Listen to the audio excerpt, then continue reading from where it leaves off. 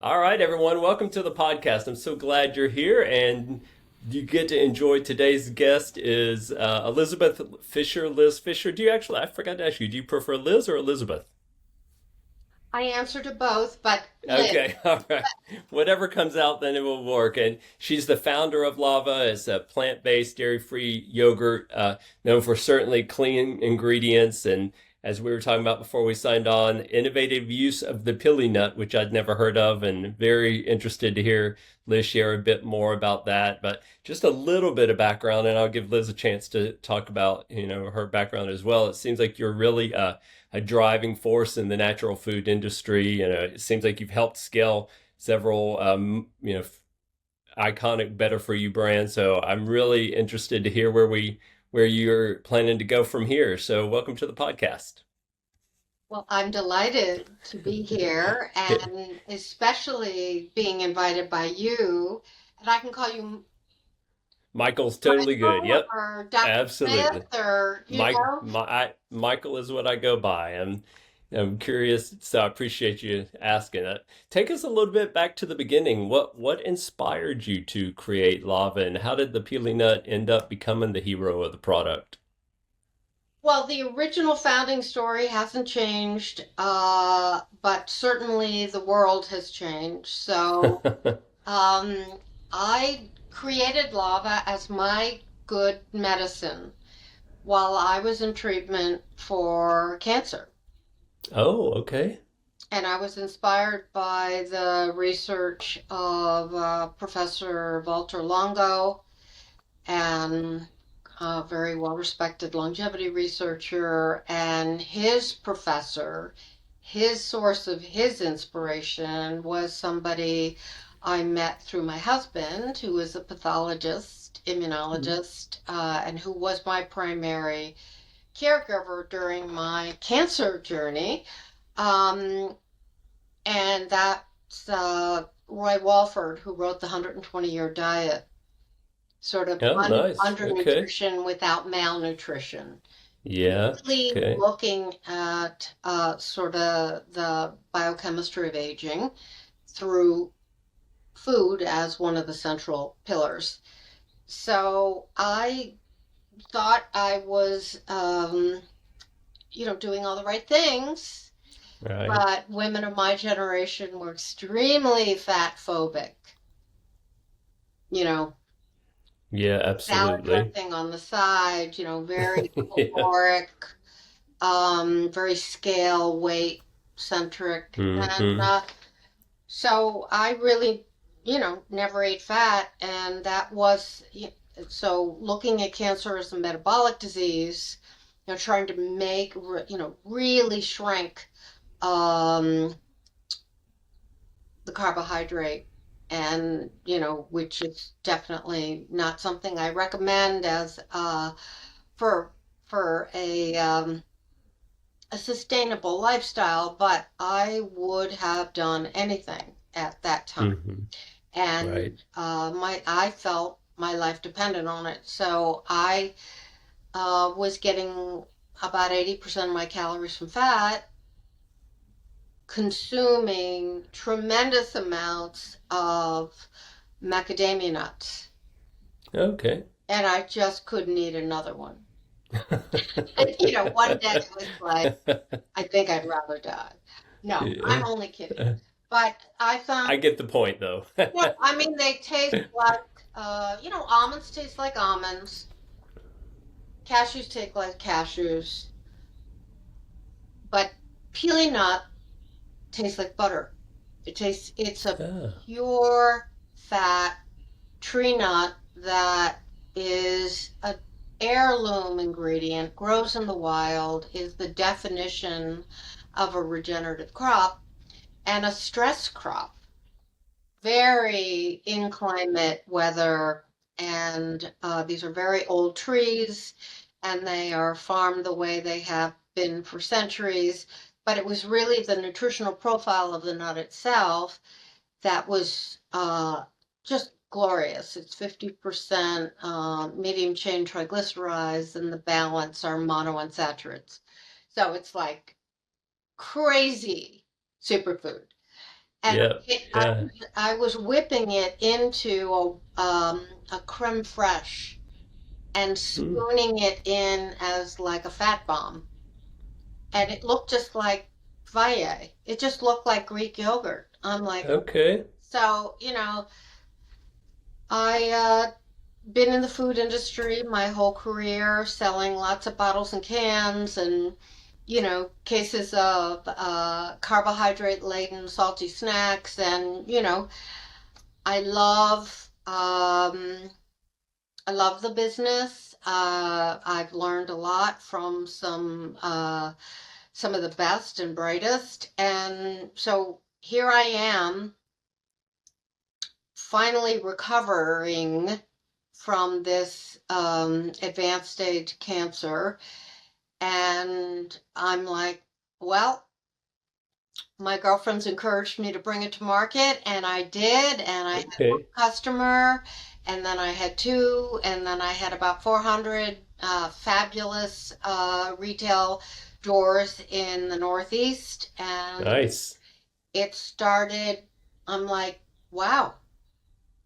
What was that development process like for you? I would imagine with a lot of thought and testing went into creating Lava before it even hit the shelves. What were you trying to offer the market that really just Well, wasn't making available the at the time? product was without question the most remarkable part of the journey. And it wasn't about the Pili nut at all. It was about making a whole food into a yogurt. And now that I know how yogurt is typically made, I realize, everybody said, no, you can't do that. You can't put those things through this equipment. And we had, thousands and thousands of gallons of failed runs, production runs, and worked with very creative um, operators to figure out a way to take something that's generally about 80% water, which is milk, is about Hmm. 80% water, and versus, our 10%, actually less of Right. water. So we start with green plantain, Oh. which is entirely how we get our sweetness. And it's a very low glycemic, low brick. And it Hmm. comes from the fiber in the plant itself. So but I didn't realize that it's a unique type of fiber.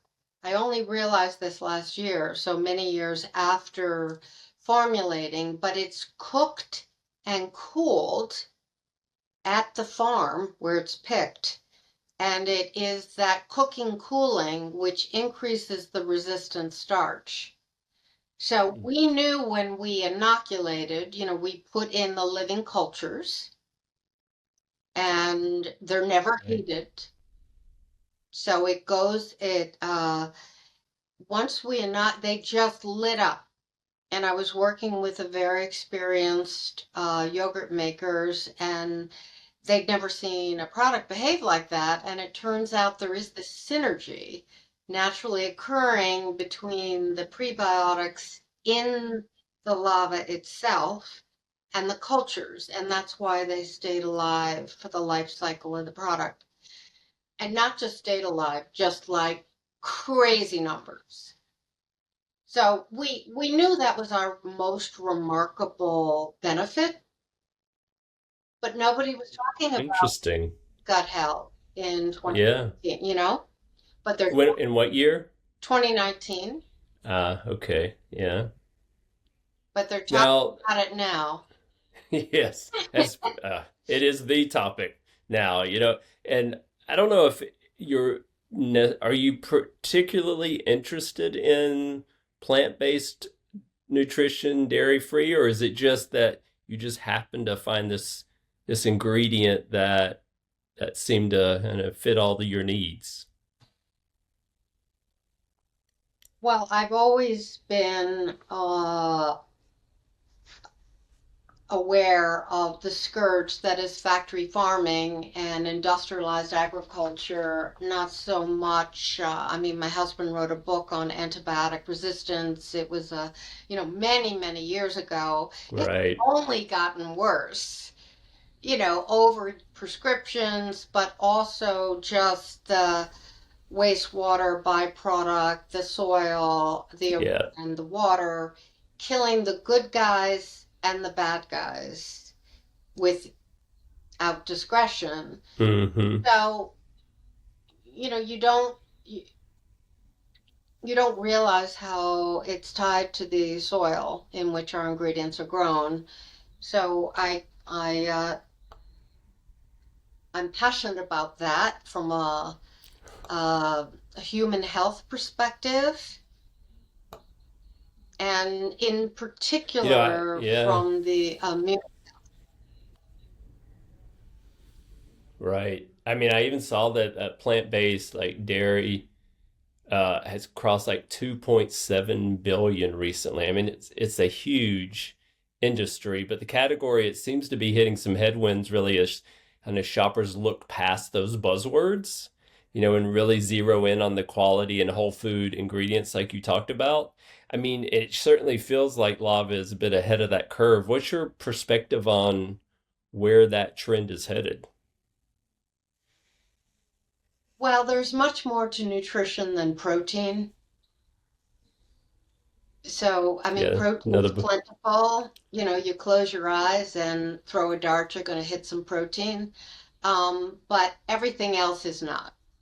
So I like protein. I'm over 65. I want lean muscle mass, but it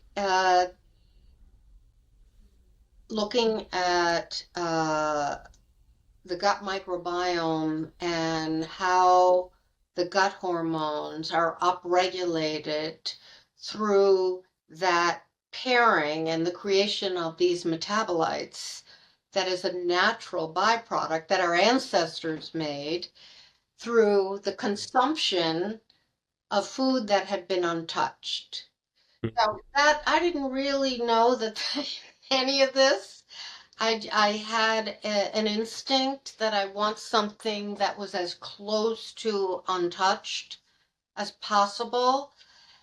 So the sourcing of every one of our raw materials, the integrity of how they are blended, and then coming fresh to the consumer.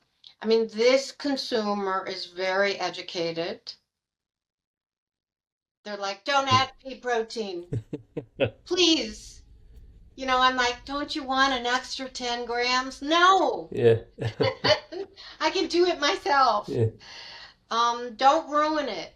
Don't chalkify it. Right. It's the creaminess. They can taste the authenticity, and they're extremely well calibrated.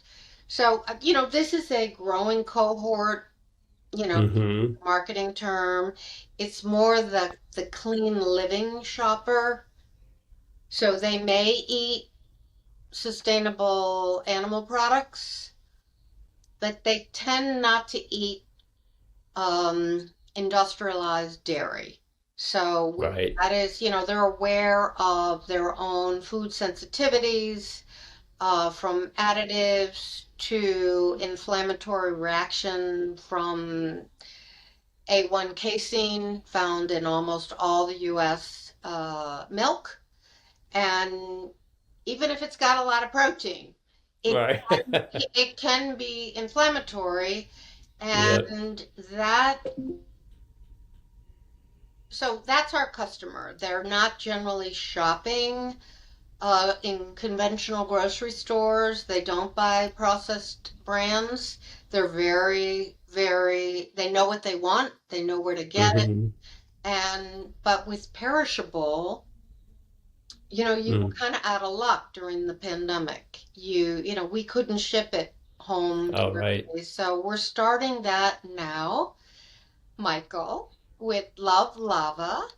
And there's four V's there, two in love, two in love. Yeah.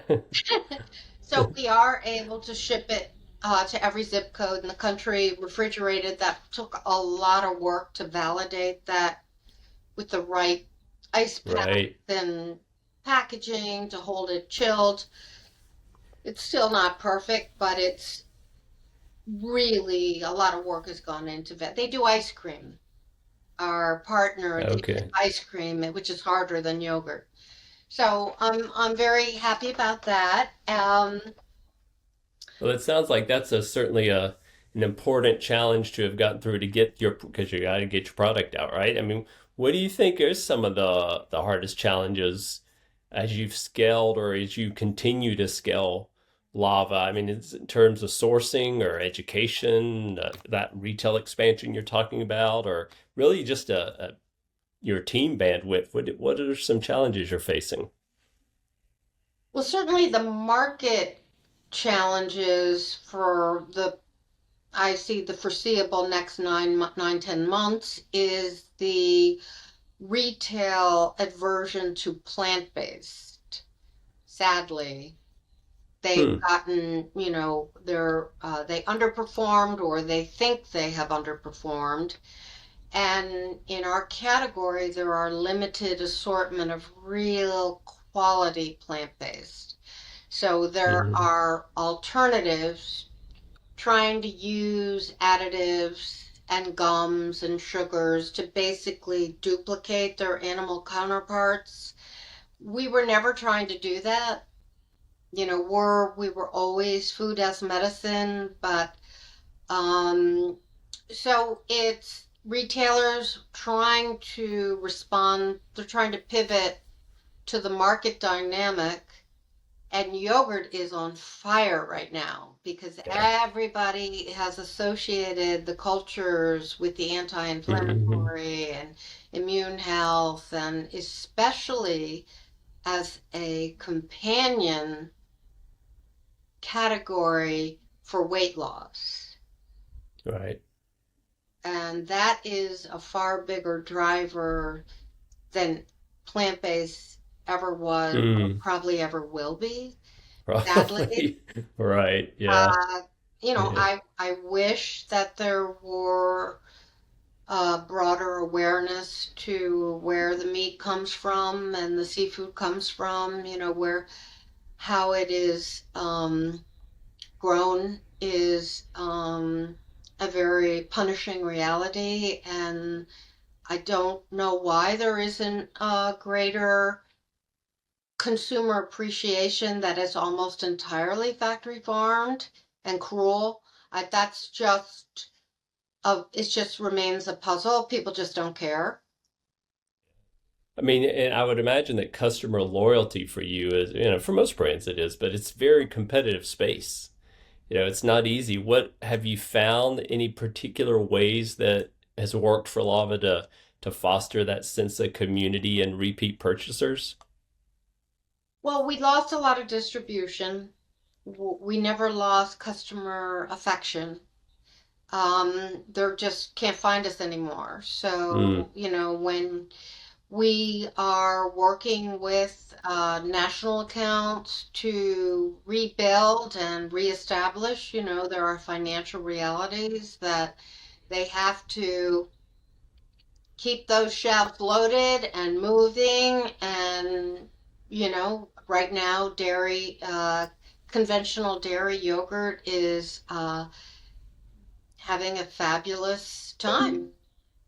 Yeah. Have you explored any systems or tools like either with marketing or fulfillment or operations that really helped you create any automation or more bandwidth, streamline your day-to-day tasks? You found anything helpful? Well, the missing piece now is finding the customer and where they shop and what they care about, so, and who they are. I mean, I thought they tended to be sort of healthy aging consumers that had discretionary income and nothing is more important than staying well and avoiding doctors and avoiding Mhm. and that, oh, you have a diagnosis of so, I mean, it all connects to me, uh, the immune system, and it happened. I mean, if you will allow me to talk about the biochemistry Of of course. Yeah. the large intestine. So just, that already we've lost half the audience.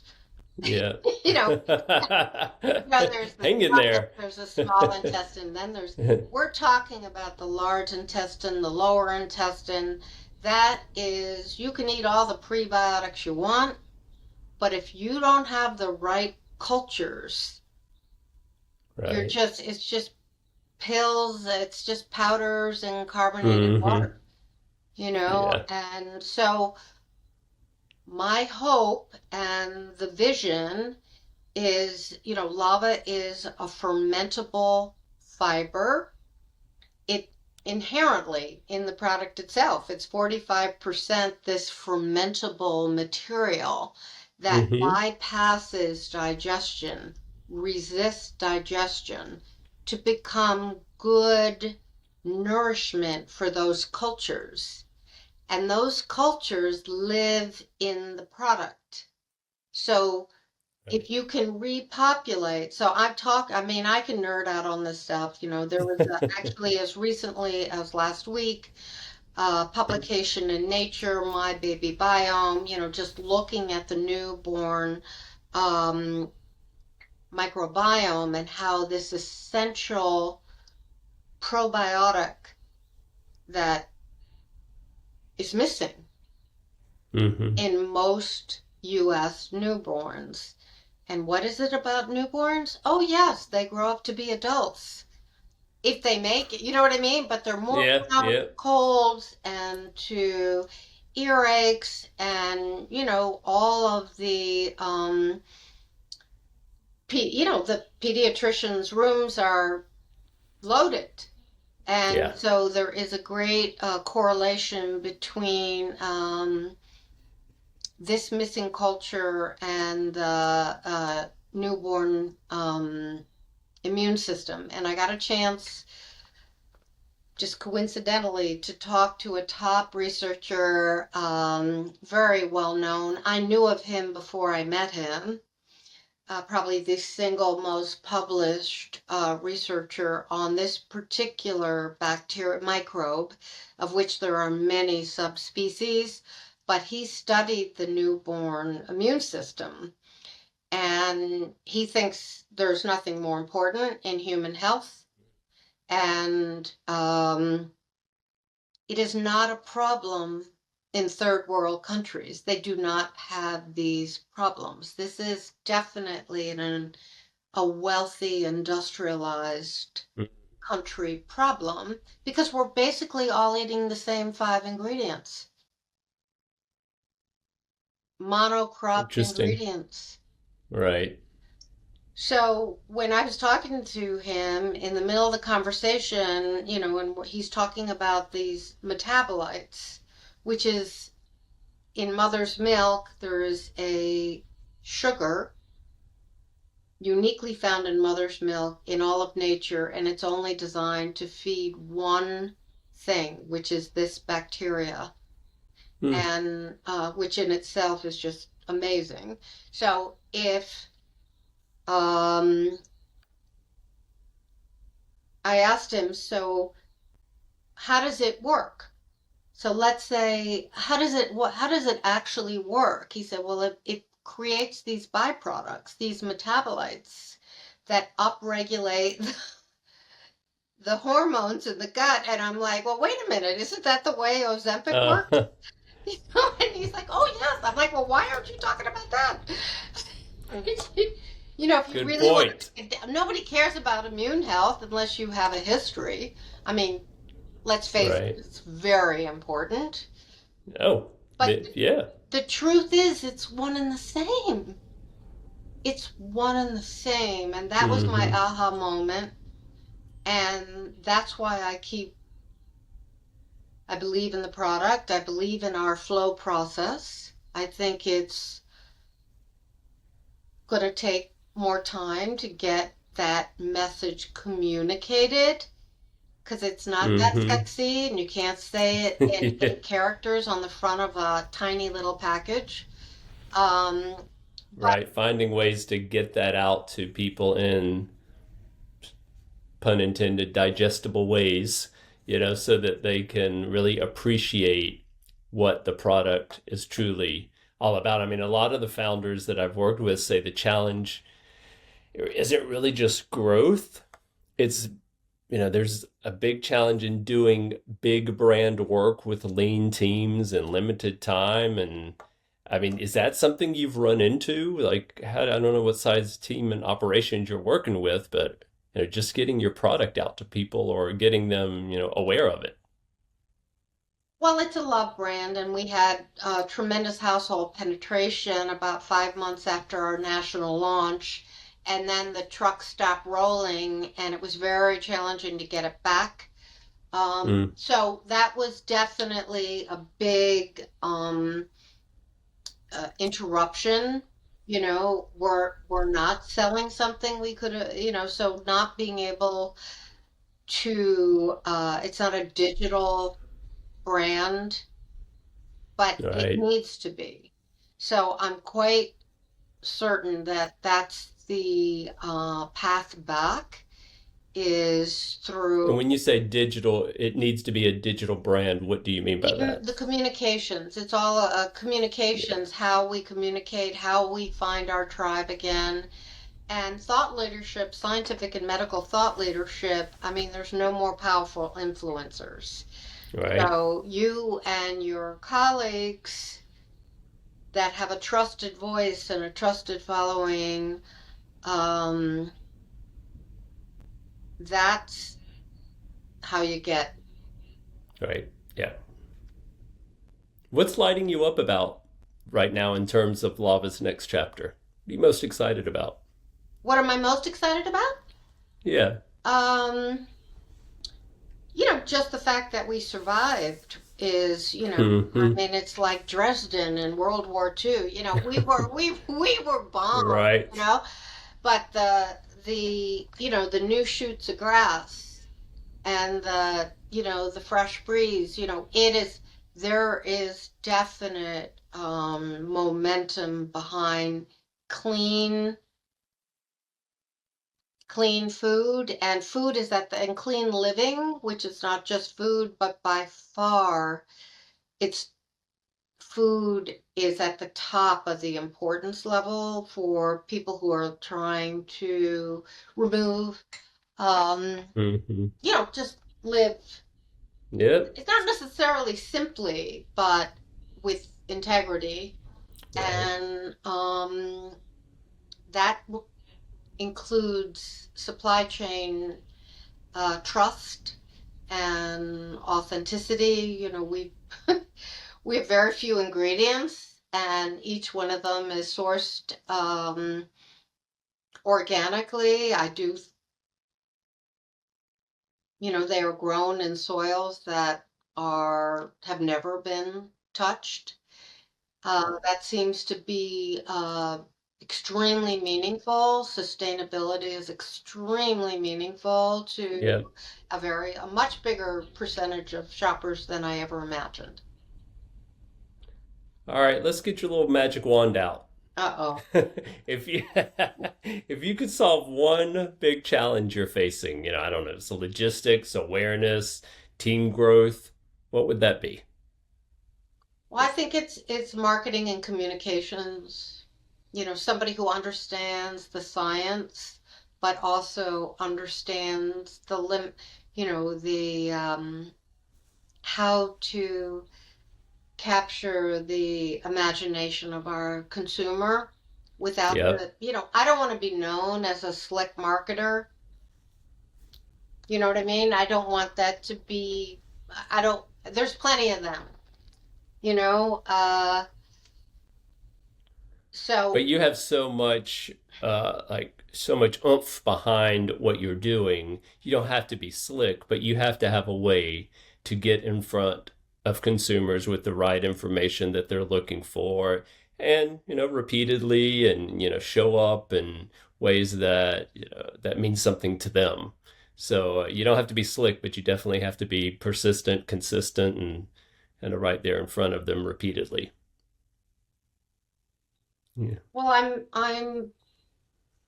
I think there's about to be radical transform, and I'm the only one I know who says this, by the way. And I just got back from a big food show in New York, and there was no transformation. But Yeah. I think there's about to become a radical transformation in the food industry. So that's my big Yeah. prediction. It's probably not, it's definitely, I hope small companies will get a shot, little piece of that pie. It's primarily going to become from big companies pivoting, I would think. I hope there's room for plants.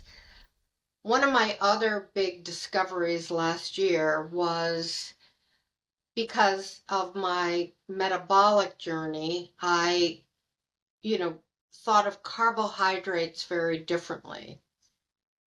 And if you think fats are complicated, and they are, they're nothing compared to carbohydrates. Yeah. And fibers and the complex library of the healing powers of the plants themselves, Hmm. the phytochemicals. And Yeah. so I do see that as, a vast and exciting horizon for the food industry. Not all carbs are the same, just like not all fats are the same. And we don't all have to be eating beef tallow now. I mean, don't get me started. I, I, Don't worry, that's not me either. Going back to lard in a 10-pound pail, I mean, Yeah. seriously, that's where there's got to be a better way. Um, So, it's even like collagen. We all know where it comes from. It's it's not the solution. Yeah. It actually Yeah. is the problem. So, Hmm. almost all ingredients that are currently being used in modern food processing sit in a warehouse for a heated warehouse. So you have to do Yeah. things to them for them to stay there intact and then sell it Right. off to a third world country. Yeah. Whey protein, isolate. It may be a protein, but oh my, it's basically a waste product. Sorry, am I gonna get? I'm gonna hear from people, but it's protein's easy. Make it good. If you're gonna get it, Yeah. make it good quality, single origin. Just don't buy a byproduct that's been sitting in a warehouse for a year and a half. Yeah. Um, Well, there's certainly no doubt you have great passion, great knowledge. Yeah, I've been impressed with your knowledge. I mean, you've obviously had to dig in deep, right, to learn about the metabolics behind your product. So it's been a incredibly insightful conversation. I'm very interested to stay in touch and see where Lava goes from here and your story. I just love these, Anna, especially with the whole COVID thing stuck in there, that you just powered through that, and you can now see a little bit of light at the end of the tunnel. And I'll be very excited to see where you go from here. I really appreciate you taking the time. It's been such a pleasure.